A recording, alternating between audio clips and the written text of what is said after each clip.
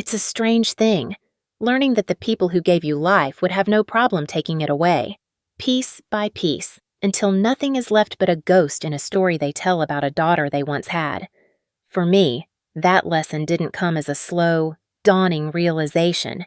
It came with the sharp, sickening crack of a champagne bottle against my temple, swung by my own father, at my brother's 40th birthday party. The reason I wouldn't sign over the deed to my condo, a home I had built with my own two hands and a decade of my life. But that act of violence, as shocking as it was, wasn't the deepest cut. The deepest cut was discovering they had already started erasing me long before that, snipping my face out of family photos, trying to sell my home from under me, and when I dared to fight back, painting me as a traitor to the world. I used to think justice was a grand, loud affair. Now I know it can be as quiet as an empty house, as final as a folded napkin left on a cold, marble countertop. My name is Keziah Reynolds, and this is the story of how I stopped setting myself on fire to keep my family warm, and learned, finally, how to live in the light of my own making. The air in San Antonio on that Sunday evening was thick and sweet, the kind of heavy warmth that clings to your skin like a second dress. As I pulled my 10-year-old Toyota sedan, freshly washed and vacuumed, onto my parents' street in the Dominion, it felt like piloting a rowboat into a marina filled with yachts. Gleaming Teslas and pearl-white BMWs lined the curved cul-de-sac, their hoods reflecting the string lights that crisscrossed the perfectly manicured lawn. A valet, a young man with a crisp vest and an even crisper smile, opened my door before I'd even fully shifted into park.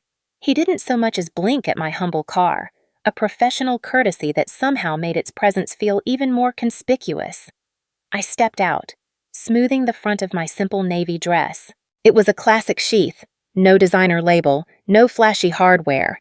My only jewelry was a pair of tiny pearl studs I'd received for my college graduation, a lifetime ago. In my hand, I clutched a neatly wrapped gift box containing a monogrammed pin set for my brother. Lazaro. It felt practical, thoughtful, and next to the ostentatious luxury surrounding me, entirely inadequate. Laughter and the smooth, mellow notes of a live jazz trio spilled from the open front door.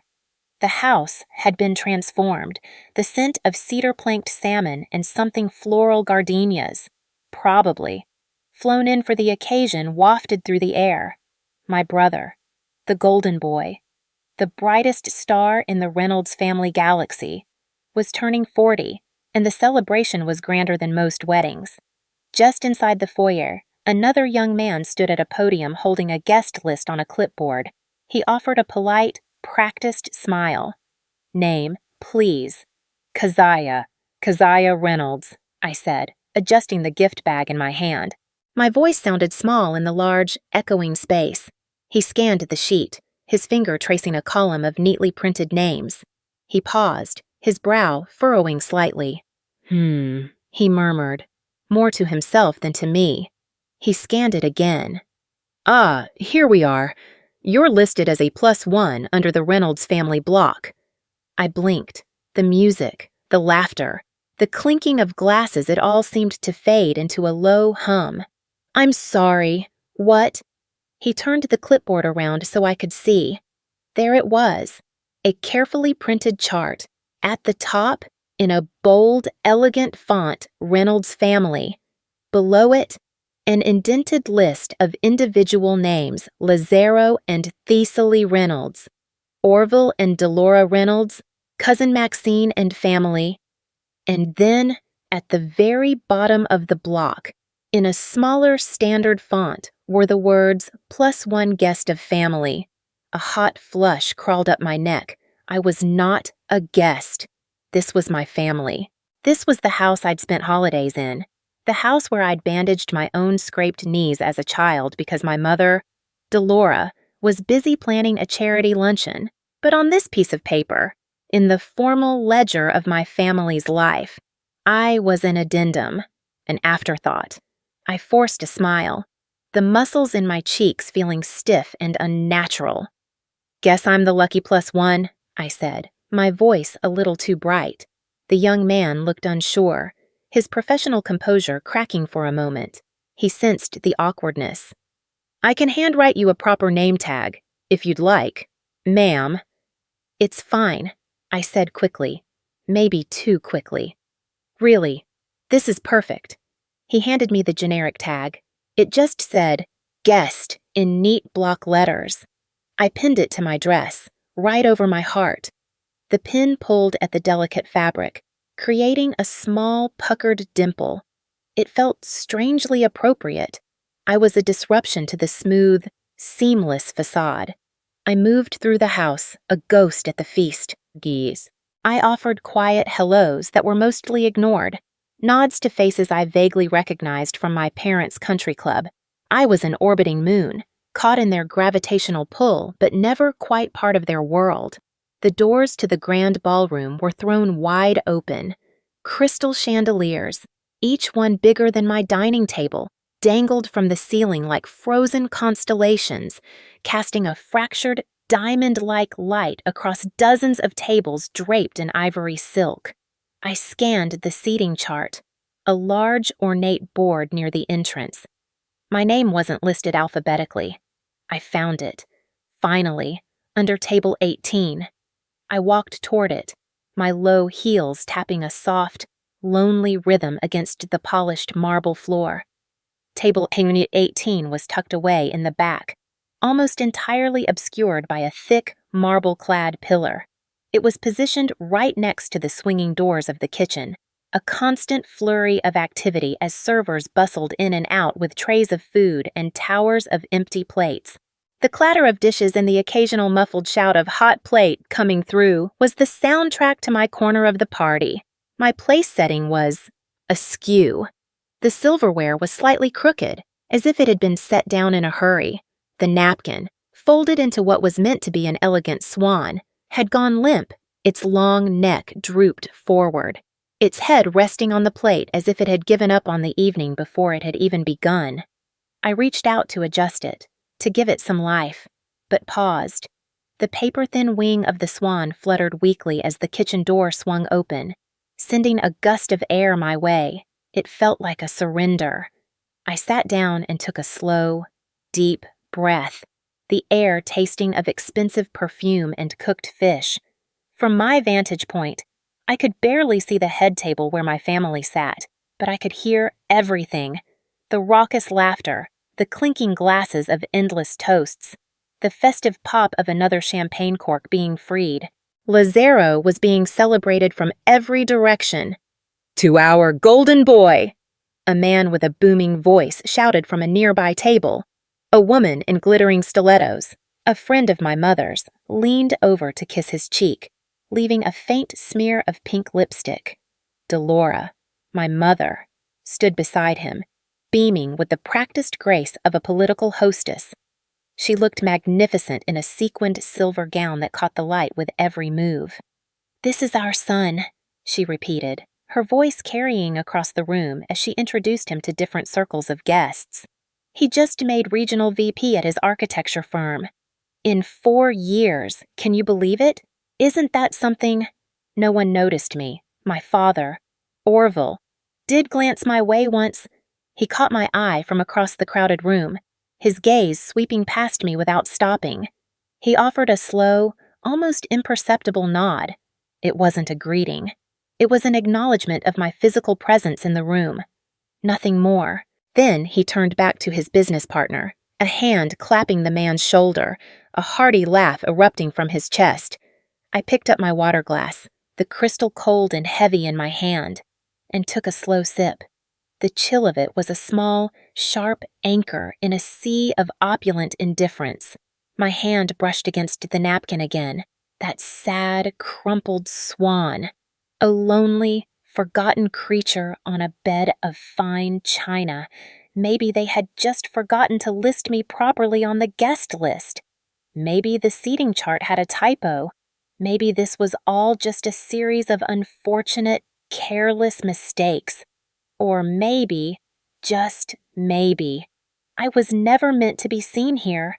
I was a placeholder, a body in a seat, a name to be checked off a list to avoid the appearance of a family feud, a server, a young woman with a kind, tired face, leaned over to clear the empty place setting beside me. It had remained vacant all night. "Is this seat taken?" she asked quietly. I managed a small smile. "No," I said. "It's all yours." The gentle clinking of a fork against a glass signaled the start of the formal speeches. The lights in the ballroom dimmed slightly, and a single, bright spotlight illuminated the stage at the front of the room. A microphone screeched for a moment before settling into a soft hum. A voice, deep and familiar, my father's, spoke into the sound system. "And now, for a few words from someone very, very special to all of us. Please, put your hands together and welcome Keziah Reynolds." I froze. My name echoed through the speakers, distorted and unnervingly loud. A smattering of polite applause rippled through the room, trailing off uncertainly.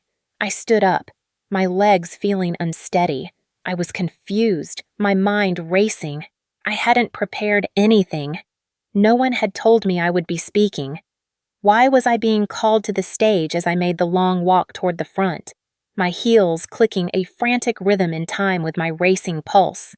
Delora gave me a smile I couldn't decipher. It was too polished, too bright. It didn't reach her eyes. It was a smile for the cameras, for the audience. There was a microphone stand in the center of the stage, the spotlight on it just a little too bright, making me squint.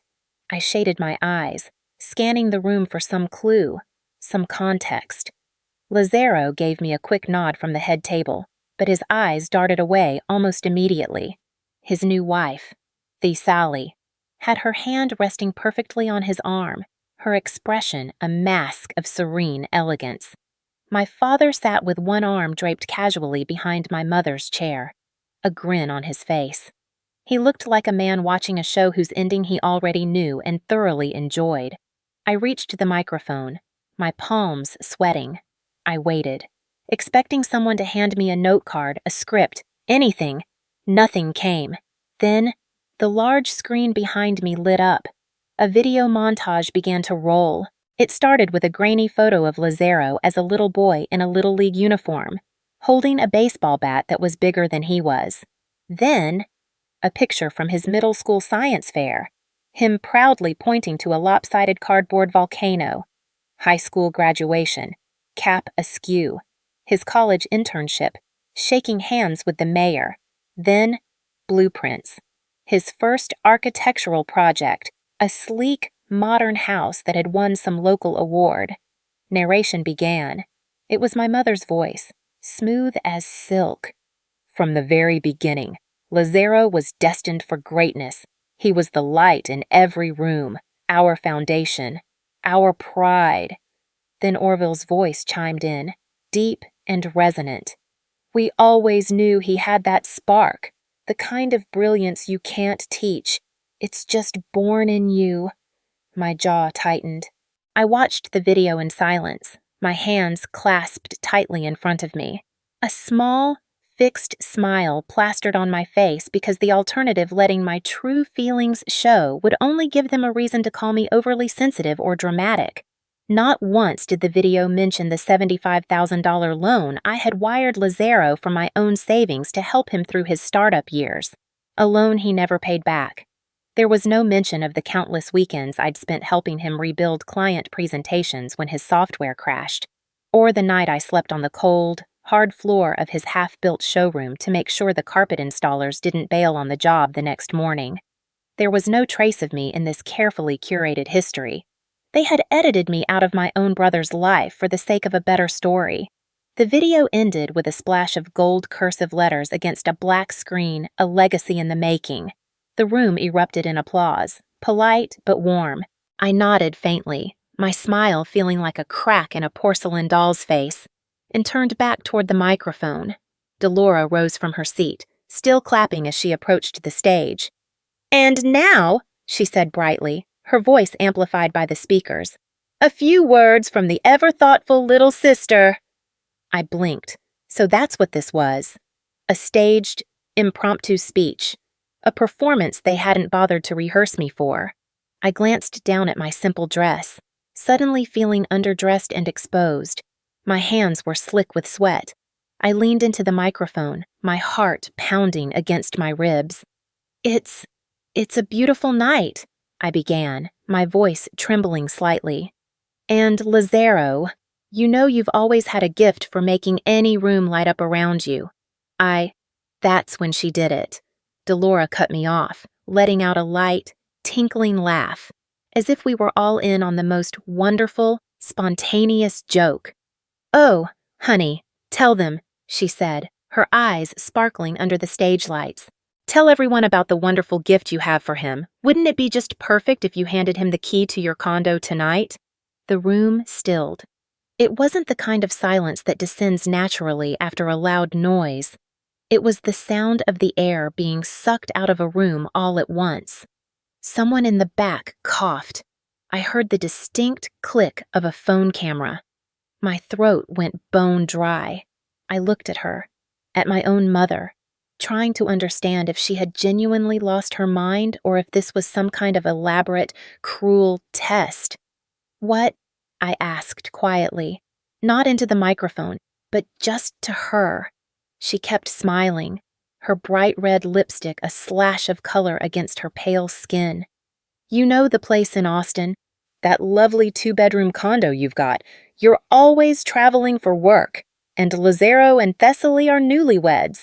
It just makes sense. My father chimed in from his seat, his voice booming across the silent room. Come on, Kez, it's just a formality. You don't need all that space. It's not like you're ever using the guest room. It wasn't a suggestion. It was a public execution, a carefully designed maneuver to leave me no room to say no without looking selfish, ungrateful, and petty in front of 200 of their closest friends and business associates. The crowd was a sea of confused and intrigued faces. Eyes darted from me to my parents and back again. Heads turned, whispering to one another. Lazaro, the man of the hour, looked down at his plate, suddenly fascinated by the pattern on the china. The Sally's lips tightened into a thin, hard line. She didn't look surprised. This wasn't agreed on, I said, my voice finding a sudden, sharp strength as I spoke directly into the microphone. The room reacted. A few soft gasps, murmurs of sympathy mixed with the thrill of unexpected drama. Delora waved a dismissive hand, still smiling, still performing as if this were all part of a charming, improvised act. Oh, don't be so dramatic, sweetie. It's just a gesture. A symbol of our family's love and support for one another. I could feel my chest tightening, a band of pressure squeezing the air from my lungs. Every cell in my body screamed at me to defend myself, to list every sacrifice I had ever made, every loan I had given, every family bill I had covered when Lazaro's firm hit a dry spell and my parents' investments weren't performing well. But I didn't. Instead, I stared at my mother, at the way her face was stretched into a perfect mask of maternal charm, and at the way her eyes watched me, not with affection, but with cold, hard calculation. This was planned, down to the exact moment, the exact wording. The audience fidgeted. Someone near the front whispered, "That's bold." A woman at a nearby table muttered to her friend, just loud enough for me to hear. "She's not really going to say no in front of everyone, is she?" I set the microphone down gently in its stand. It made a soft, final thud. My hand trembled slightly as I smoothed the front of my dress. And then I smiled. It was a quiet, contained smile. The kind of smile that says, "I see you, and I will remember everything." I stepped off the stage, my head held high. not knowing that the worst of the night was still waiting for me behind the dessert table. I hadn't made it 3 steps off the stage when I saw my father waiting for me. He was standing by the dessert table, a towering, multi-tiered cake to his left and an array of champagne flutes to his right. His arms were stiff at his sides, his jaw clenched so tightly that a muscle jumped in his cheek. He wasn't looking at the cake or the guests. He was staring directly at me. And that was a look I had learned to fear since childhood. It was a look that preceded ultimatums and punishments. Dolores stood just behind him, a half-empty champagne flute in her hand. She was whispering something to him under her breath, her face a mask of cold fury. "She just embarrassed us," she muttered, her voice a low hiss. "In front of everyone, after all we've done." She said it thinking I wouldn't hear, or perhaps hoping I would. I slowed my pace, not because I was afraid, but because a primal instinct, a sense of self-preservation honed by years of navigating their emotional minefields, told me I was about to be cornered. I scanned the room for a friendly face, a safe harbor. Thessaly, my new sister-in-law, met my gaze for a fraction of a second before her eyes flickered away, focusing intently on a floral arrangement. Lazaro was sipping something dark from a glass, his shoulders hunched, deliberately pretending I didn't exist. There was no help coming.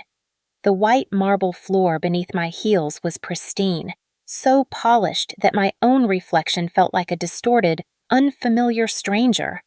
Orville stepped forward, his movement sudden and aggressive. He reached out and grabbed the neck of a full, unopened bottle of champagne from the ice bucket on the table. For a fleeting moment, I thought he was just reaching for a refill, a way to channel his anger. But then he turned, his face red and contorted with a rage that seemed to eclipse the entire glittering party. Without a word, he swung the bottle sideways. It wasn't a wild, clumsy motion. It was deliberate, controlled, and fast. The heavy glass base of the bottle caught me just above my left temple. The sound was a sickening, muffled crack, followed by an explosion of white light behind my eyes. It wasn't a full blackout, more like a camera flash that wouldn't turn off. Searing and blinding, I staggered backward, my vision swimming. A strange, blooming pressure began to build on the side of my head, followed by a slow, crawling warmth. Gasps rippled through the nearest tables. I heard someone whisper, "Oh my God!" Another voice, sharp with disbelief, said, "Did he just—" I saw the red recording lights of a dozen phones being raised, their lenses trained on me like a pack of digital predators. Not a single hand reached out to steady me. The first drop of blood hit the white marble floor. It looked like a single drop of red ink on a pristine, white page. It spread, slowly, a stark, undeniable stain. "You ungrateful brat," Dolores spat, her voice no longer a whisper but a venomous declaration. She didn't even try to lower it. "We brought you into this world, gave you everything, and this is how you repay us." My mind couldn't process it. The logic of the situation had shattered. My body was moving before my thoughts could catch up. I bent slightly, pressing my palm to the side of my head, feeling the slick, sticky wetness of my own blood. The pain was sharp. Yes, a throbbing, insistent beat. But the humiliation was a fire, scorching me from the inside out. A few guests took a hasty step back, creating a wider circle around us. As if my pain was contagious, no one stepped forward. Jonah, my cousin on my father's side, the one who always smelled faintly of motor oil and was usually the first to de-escalate family arguments, shouted from across the room, "Someone call the police!" His voice cracked with shock, but even he didn't move toward me. He stood frozen, a bystander to his own family's violence. I straightened up slowly, fighting to keep my knees from shaking. My simple navy dress was now streaked with red. The polished marble floor shimmered and tilted beneath me, dizzying and unreal. "Is she okay?" a woman whispered from near the fruit table. Her friend replied, her voice filled with a strange, cynical doubt. "She's just being dramatic. Right. No." Someone else answered, their voice flat and certain. "That man hit her. I got it on video." I didn't scream. I didn't cry. I didn't even raise my voice. I turned and walked through the stunned, silent crowd. I walked past Lazaro, who was still staring down at his plate as if it held the secrets to the universe. The Sally touched his arm, a silent plea or a warning, but she didn't get up. I walked past the pillar, past my empty, crooked place setting, past the sad, crumpled swan napkin. Outside, the warm night air felt shockingly normal. The valet stand was empty. The young men now busy parking the last of the arrivals. No one followed me. I pulled out my phone with trembling fingers and called an Uber. By the time the driver pulled up to the curb, the blood had begun to crust along my jawline. He was a kind-faced man in his 50s. He took one look at me and his expression shifted from polite service to genuine concern. "Are you all right, ma'am?" he asked, his voice low. "Hospital," I said simply, my own voice sounding hollow and distant. "Please." At the emergency room, the harsh, fluorescent lights made everything feel colder, more sterile. I filled out my own intake form, my hand unsteady, smearing the ink with the edge of the temporary bandage the triage nurse had given me. The nurse who treated me was gentle, her touch firm but kind. She asked the requisite questions in a quiet, practiced voice, the kind of voice used to women showing up alone in the middle of the night with injuries they couldn't, or wouldn't, explain. "Is there anyone coming to stay with you tonight?" she asked as she cleaned the wound. I shook my head. "No, just me." She gave a slow, understanding nod, a look that said she had seen this story 1,000 times before. "You're not the first," she said softly. I leaned my head back against the stiff, paper-covered cot as she pressed a fresh piece of gauze to my head. I stared up at the ceiling tiles, a grid of pale, off-white squares, scrubbed and sterile. And that's when it truly hit me. Not the pain, not the public humiliation, but the cold, hard clarity of it all. That was the last time I would ever show up for any of them. That was the end. By the time I got back to my friend Leah's house that night, everything ached. My scalp throbbed with each beat of my heart, the dull, rhythmic pulse a constant reminder of how quickly, how violently, things had unraveled. Leah, a friend since college and my one true anchor in the world, had left the guest room light on for me. A soft, folded towel was laid out on the foot of the bed, and a warm mug of chamomile tea sat on the dresser, its steam fogging up the mirror. I didn't touch it. I just sank onto the edge of the bed, my shoes still on, and closed my eyes. I didn't want to sleep. I just wanted to shut out the memory of clinking glass, judgmental eyes, and the chilling realization that my family's love was not just conditional, it was transactional, and I had just defaulted on their terms. Morning came too soon. The sunlight filtered through the pale linen curtains of the guest room. The gentle, rhythmic sputtering of a neighbor's sprinkler system was the only sound. I blinked at the unfamiliar ceiling, momentarily forgetting where I was. Then, a sharp, stabbing throb in my head brought everything rushing back in painful detail. I reached for my phone on the nightstand. Dozens of notifications lit up the screen texts and missed calls from friends, old colleagues, even a few distant relatives who had seen the video clip that was now circulating online. Someone had indeed uploaded it, a shaky, 10-second recording of my father's swing, a collective gasp from the crowd, my body stumbling sideways, and the dark blossom of red spreading at my temple. I pressed delete again and again, but my hands wouldn't stop shaking. There were no messages from my family, not from Delora, not from Orville, not even from Lazaro. Not a single text to feign concern or offer a hollow apology. Their silence was more damning than any angry voicemail could have been. I tried to find some semblance of normalcy in routine. I showered, the warm water stinging my wound. I brushed my teeth slowly, wincing each time I tilted my head. I needed to feel grounded, in control of my own small world. I reached into my purse, which was sitting on the dresser, to grab the key to my condo. It was a little mental exercise I did when I felt overwhelmed just feeling the cool. Solid metal in my hand reminded me that I had a place of my own, a sanctuary. But something was wrong.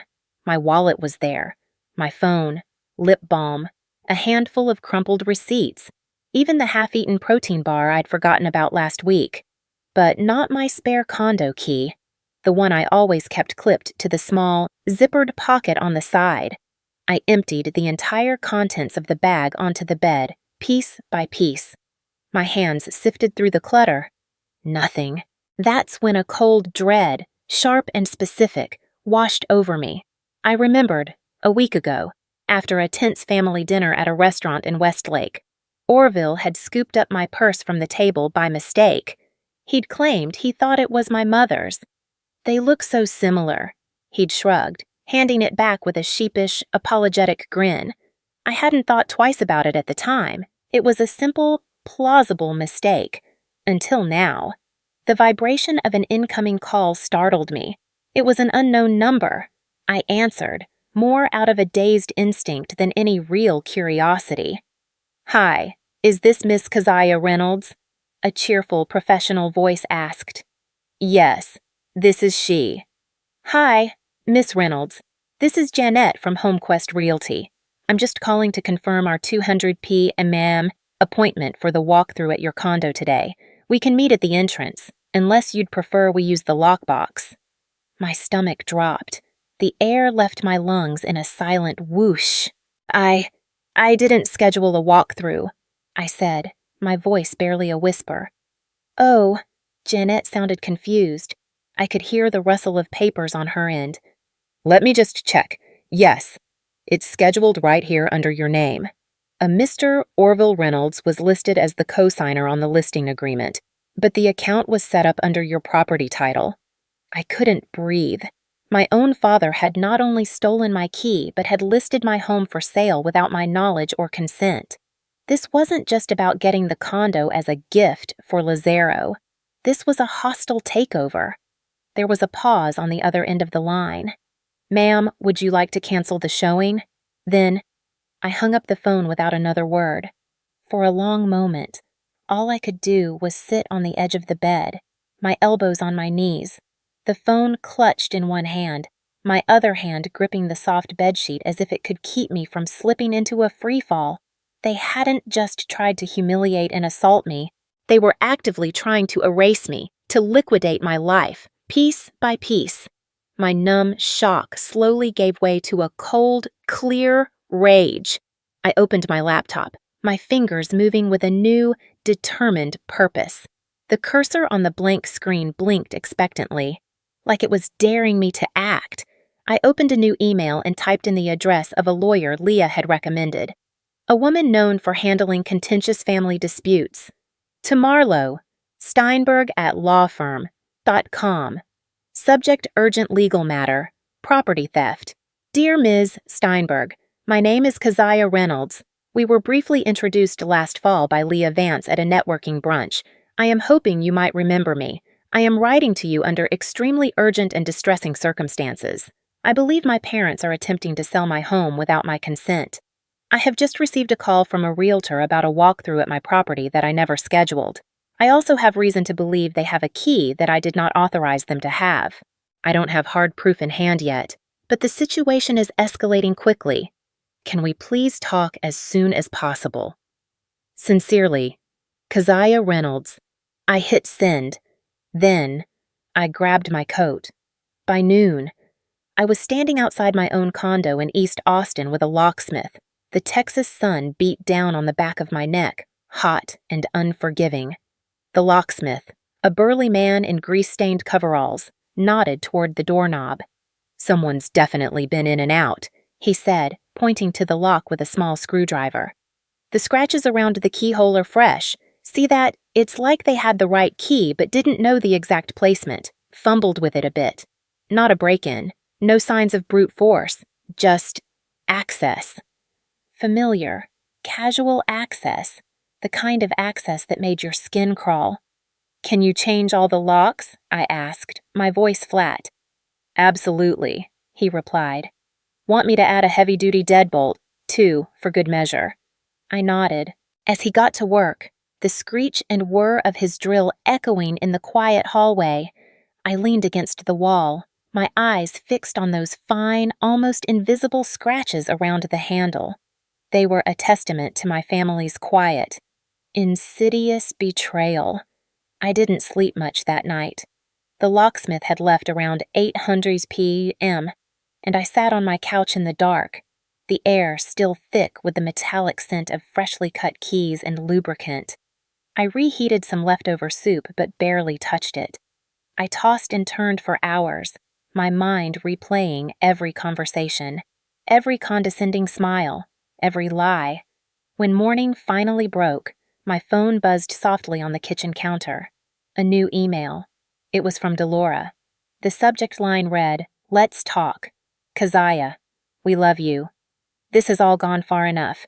Please come by the house this afternoon. No guests, just us. Let's fix this. Mom." I stared at the message for longer than I should have. It wasn't rage that bubbled up this time. It was something quieter, more treacherous, a sliver of that desperate, stubborn hope I hadn't managed to fully kill off yet.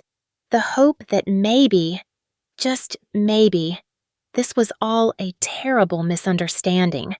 That they had seen the error of their ways and genuinely wanted to talk. Like a real family. By 2:15 p.m., I was pulling into their driveway. The front lawn was, as always, meticulous. Solar lights lined the perfectly edged flower beds, and the white porch swing, a prop that hadn't creaked in years, looked freshly painted, but the air felt wrong. Too still, too rehearsed.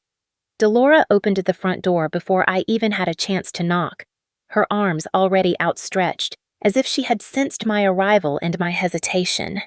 "Keziah, baby," she said, her voice soft and melodic. She pulled me into a gentle hug that felt 3 degrees too cold. "Thank you for coming." I stepped inside. The living room had been staged, that was the only word for it. A large bouquet of fresh white orchids sat on the coffee table. A tea service, with lemon slices and my favorite brand of shortbread cookies, was set out on a silver tray. Framed photos I hadn't seen in years were strategically placed on the end tables me and Lazaro at the lake as kids. That blurry photo of me at my high school debate finals, a picture I didn't even know they'd kept. Even the lighting was perfect soft, warm, and inviting. Lazaro sat on the armrest of the plush sofa, his hands folded, his lips pressed into a thin, neutral line. He looked up when I entered, but didn't speak. Thessaly was nowhere to be seen. "Just us," Delora said again, gesturing toward the armchair I used to sit in on Christmas morning. "We just wanted to make things right."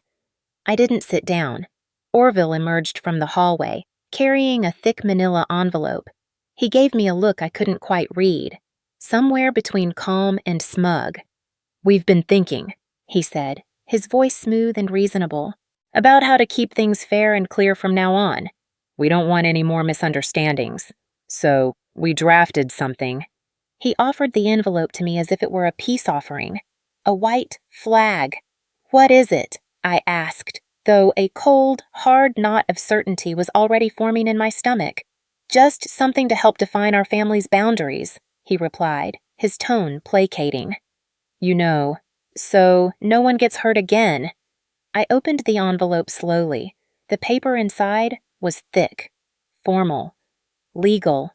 The words, "Deed Transfer Agreement," glared back at me in a bold, unforgiving font. The rest of the document was cloaked in neutral, corporate phrasing, asset clarification, internal family arrangement, mutual understanding of property. My chest tightened. I flipped to the last page. The signature line, with my name typed neatly underneath it, was waiting. "You're asking me to sign away my condo," I said, my voice quiet but steady. Delora smiled, folding her hands neatly in her lap. "It's just paperwork, sweetheart. A formality to make the gift to your brother official. Like your father said, you don't even need all that space. Being alone and all." "You're not even reading it," Orville added, a hint of impatience in his voice. "Don't you trust us?" The room suddenly felt much smaller, the air thick and hard to breathe. I closed the folder carefully and set it back on the coffee table, just to the left of the untouched tea tray. "You set this all up like a reconciliation," I said, my gaze sweeping over the flowers, the cookies, the old photos. "Like you were inviting me home." Delora tilted her head, her expression one of innocent confusion. "We are, darling." "No," I said, the word coming out sharp and clear. "You're inviting me to hand over the last piece of myself that you don't already control." Orville's mouth twitched. "That's not what this is." I took a slow step backward, surveying the room one last time. This wasn't a family meeting. This was theater. This was an ambush. "I'm not signing anything," I said, turning toward the door. "Not now. Not ever. This is theft with orchids on the side." Lazaro finally spoke. "It's just property. Keziah." I looked over my shoulder at him, at my brother, the man whose dreams I had helped fund, whose career I had helped build. "It's not about the property, Lazaro," I said. "It's about what you all think I'm worth." No one followed me out this time, either. I walked straight to my car, got in, and shut the door before the first hot tear could slip down my cheek. I didn't wipe it away. I just let it fall as I dialed my lawyer's number. She answered on the second ring. "Marlowe," I said, my voice clear and resolute. "I'm ready to go all in. File everything." The next morning, I didn't wake to sunlight or the scent of brewing coffee. I woke to a profound silence, thick and full-bodied, the kind of silence that doesn't just settle but presses in on you from all sides. I made myself a cup of black tea and sat by the kitchen window, letting it steep for longer than usual, watching the dark liquid swirl in the mug.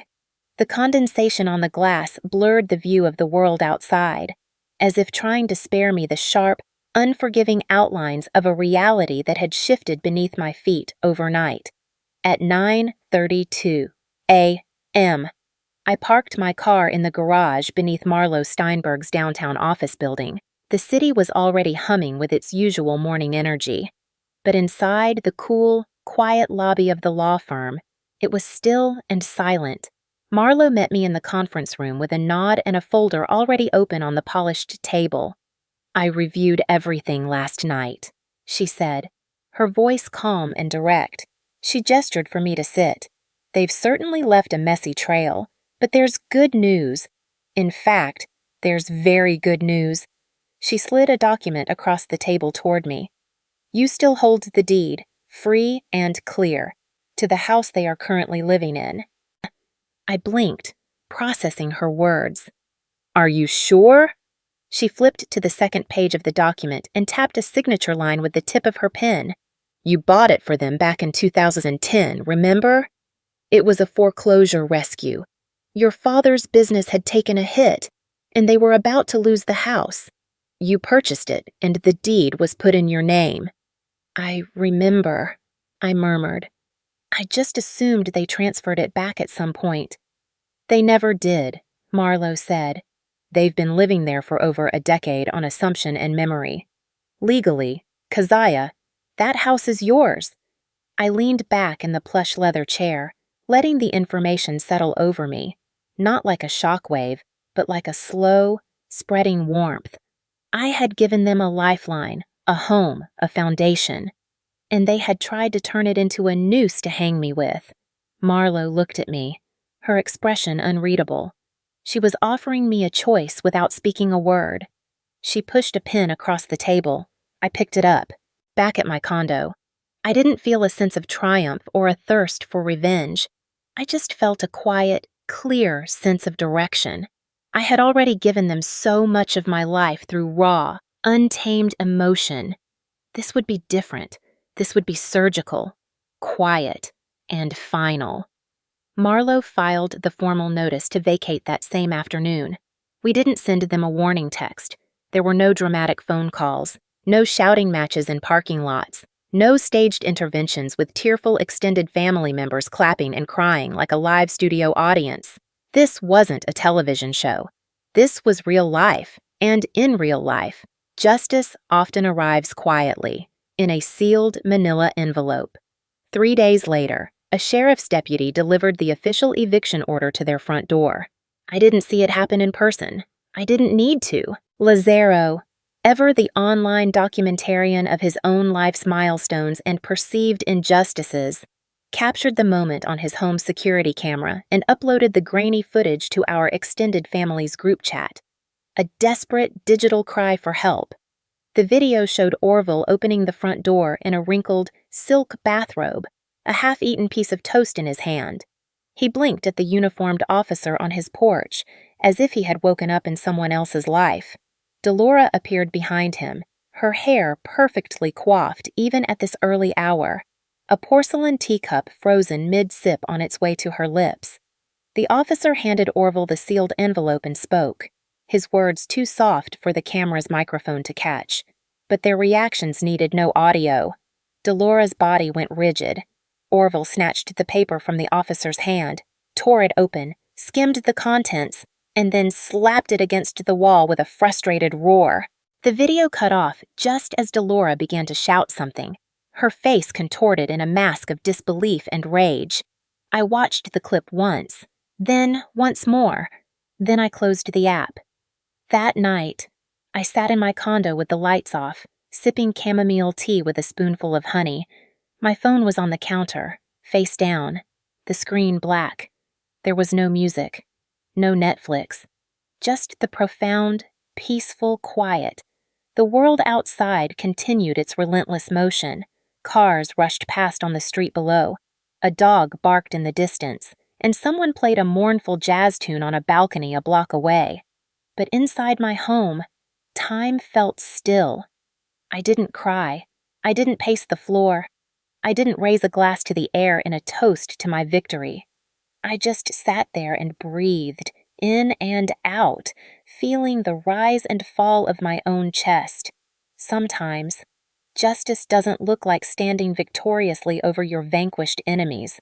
Sometimes, it looks like choosing, finally and irrevocably, not to stand next to them ever again. My phone buzzed once on the countertop. I almost ignored it. But then, I turned it over. It was a message from Thessali, Lazaro's wife. It contained only one line. "They've done worse than you know." Thessali's message glowed on the dim screen, a confession under a digital spotlight. I tapped the image she had attached. It was a photograph of a dusty, leather-bound family photo album, its binding frayed at the edges. She had taken the picture with the album spread open across her lap. Page after page. I saw familiar scenes Christmas mornings, beach vacations, birthday parties, but something was profoundly wrong. I wasn't in any of them. There were no pictures of my childhood birthdays, no awkward middle school photos with braces, not even a single snapshot from my college graduation. It was as if someone had gone through our entire family history with a pair of scissors and surgically removed me from the timeline. Her next text arrived seconds later. "They've been doing this for years, erasing you, even from memory." I blinked once, twice, then whispered the words out loud to the empty room. So, I wasn't just imagining it. And somehow, that quiet, heartbreaking validation struck me harder than the champagne bottle had. It wasn't just that I was overlooked. I was deliberately, methodically erased. I was a ghost in my own life story, rewritten out of my own family's narrative. I didn't respond to her right away. I just sat there, staring at the image of the mutilated photo album.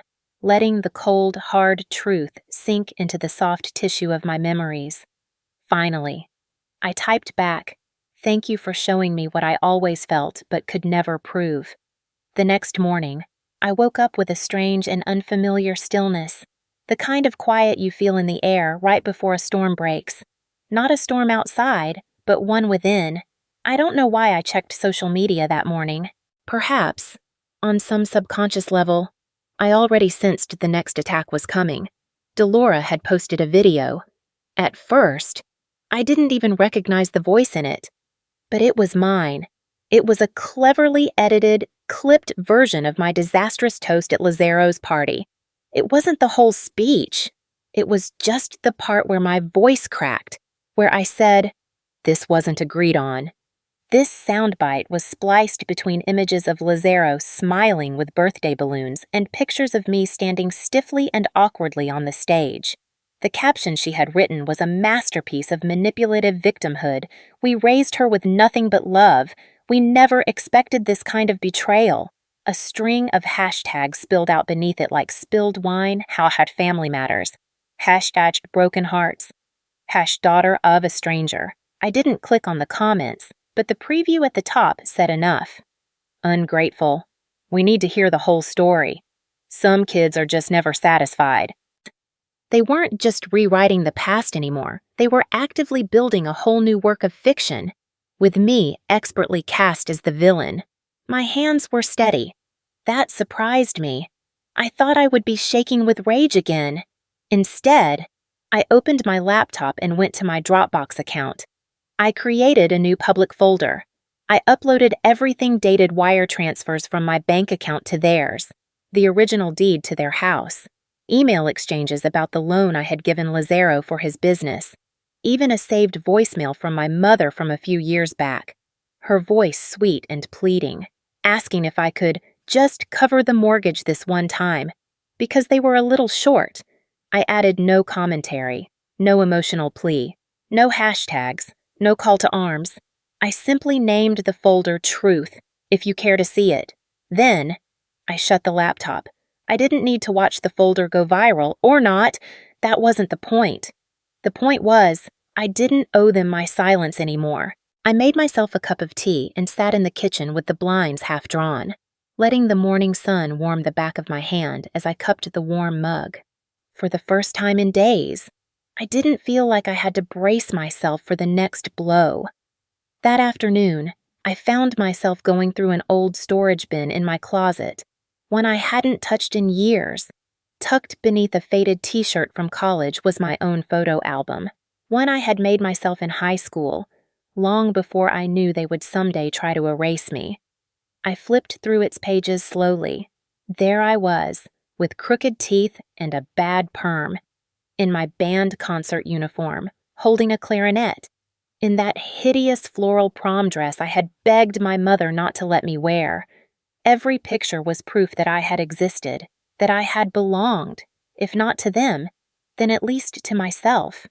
And then, in the middle of the book, I found something I had forgotten I had even kept.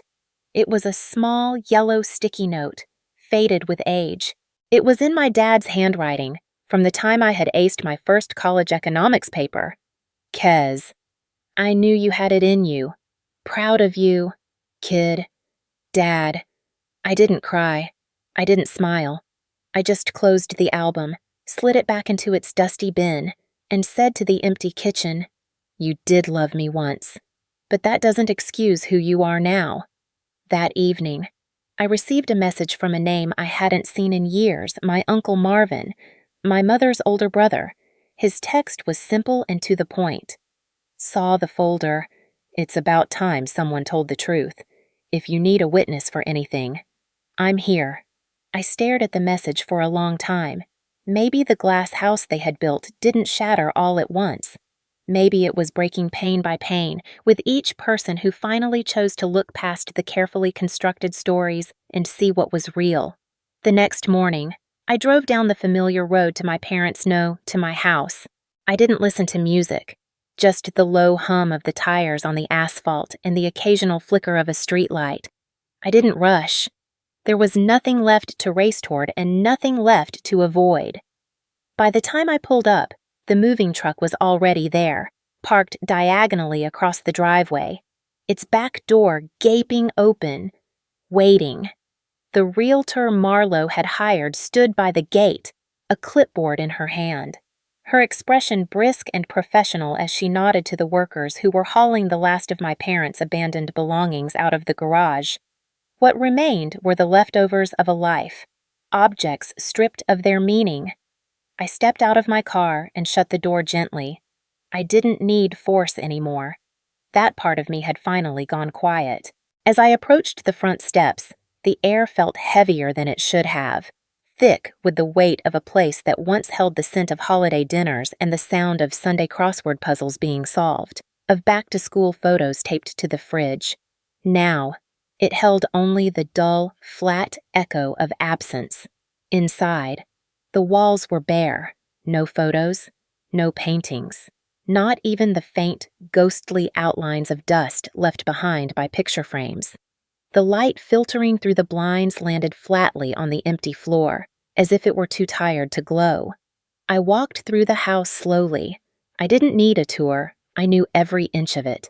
The scratch on the kitchen cabinet my dad had always sworn he'd fix. The corner of the living room where I used to build forts out of couch cushions.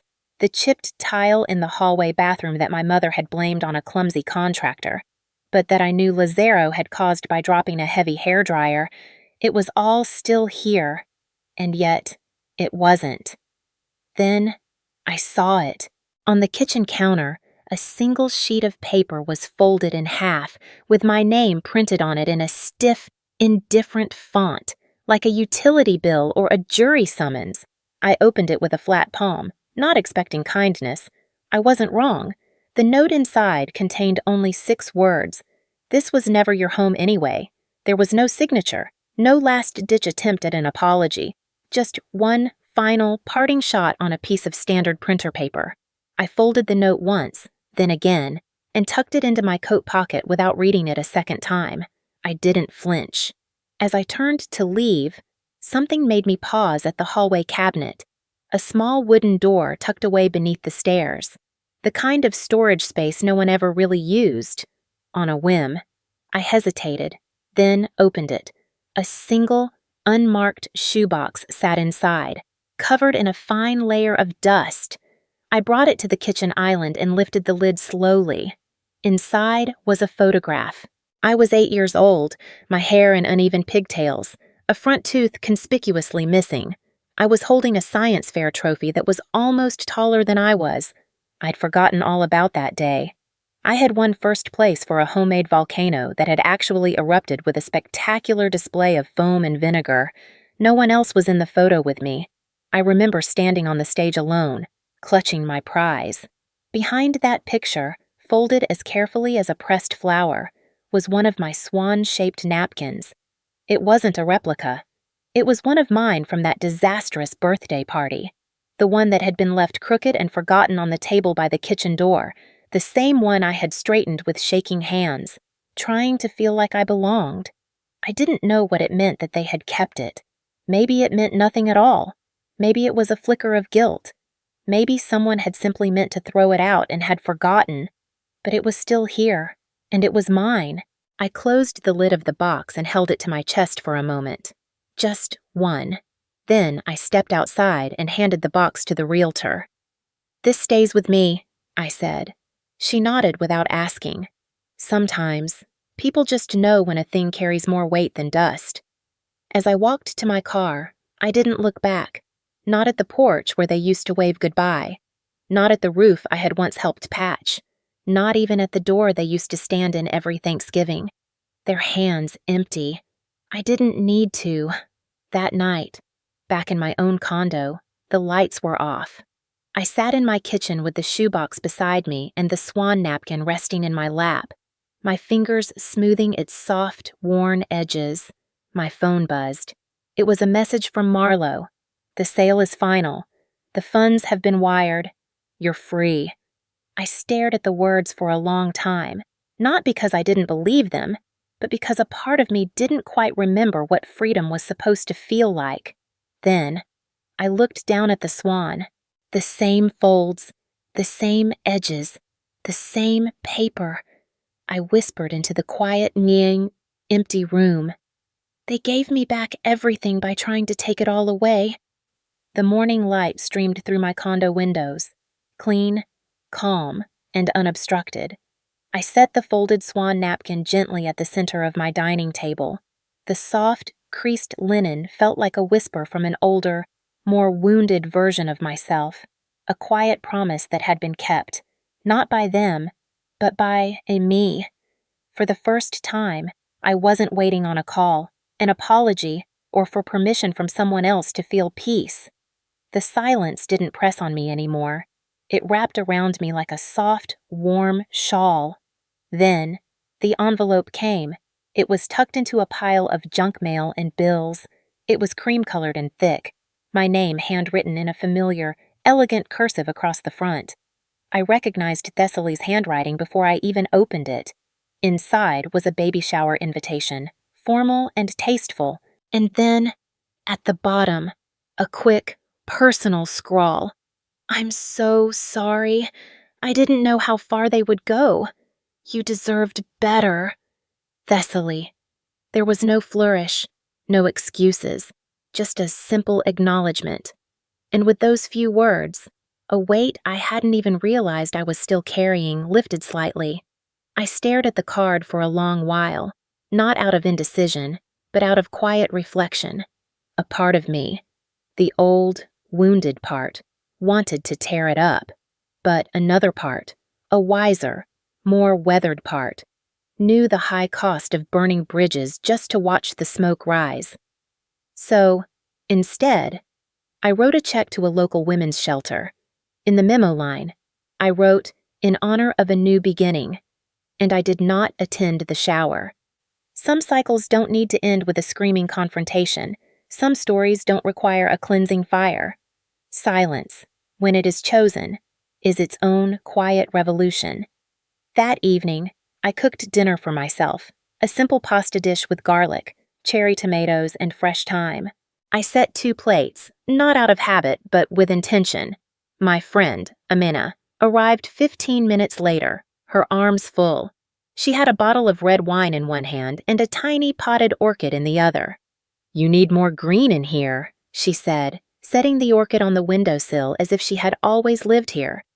We ate slowly, like people who had nothing left to prove to time. The conversation wandered easily from our work to books we were reading to a new show she swore I would love and I swore I would never start. At some point, I looked at the swan napkin on my table. It wasn't fancy anymore. Its edges were soft, the creases not as crisp as the ones I used to fold for my family's parties, trying so desperately to impress people who were never truly looking at me. But this one sat alone, and it was enough. I thought about the girl I used to be, the one who hid in the corners at family events, smiling too wide when she was ignored, folding napkins into intricate origami shields. And then I thought about the woman I had become, not cold, not cruel, just complete. I turned to Amina, refilled both our glasses, and raised mine slightly. "To building our own tables," I said. She clinked her glass against mine, a small, clear sound in the quiet room. "And to never, ever begging for a seat again." That night, I didn't think about what they had lost. I thought about what I had reclaimed, not just property or dignity, but presence, identity, a quiet, unshakable kind of power that no eviction notice or vicious lie could ever touch again. And that, I decided, was worth more than any inheritance they could ever have withheld. Sometimes, the deepest wounds don't come from strangers. They come from the very people who were supposed to raise us up. This story isn't just about betrayal. It's about the difficult, beautiful act of reclaiming your voice, your space, and your own hard-won peace. Have you ever had to walk away from your family to protect your own soul? Tell me your story in the comments. I read every one. If you believe in the power of healing through truth and quiet strength, subscribe for more stories like this.